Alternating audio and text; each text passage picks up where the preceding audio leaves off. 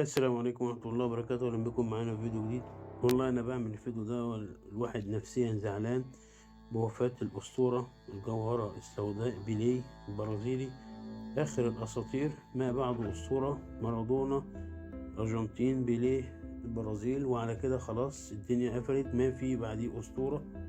بيليه توفى النهاردة من ساعات قليلة على عمره نازل 82 سنة، ومن مواليد 1940 من البرازيل.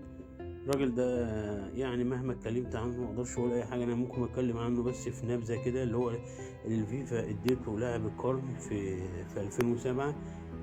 لعب كاس عالم 58، 4 كاس عالم 58، 62، 66، 70. لعب 12 مباراه، جاب 12 هدف، ولا اتطرد ولا خد انذار، وعمل 10 تمريرات حاسمه. ده بس كده في كاس العالم. الراجل دوت لو اتكلمت لعب فريق سانتوس ونيو كوزموس. ماشي، هداف المنتخب البرازيلي ب77 هدف، لسه ما حدش كسر الرقم ده. نبذة كده مختصرة عنه يعني كلاعب القرن، اللي هو أحرز 1279 هدف مع المنتخب ومع الأندية ومباريات ودية ومع أي حاجة، في 1363 مباراة.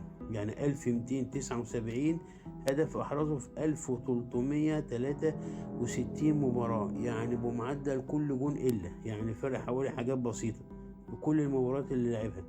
الراجل دوت يعني بقاء لله. يعني طبعا دي حاجة يعني تحزن جميع لاعبي العالم وكل نجوم الرياضة في وفاة الشخصية ديت.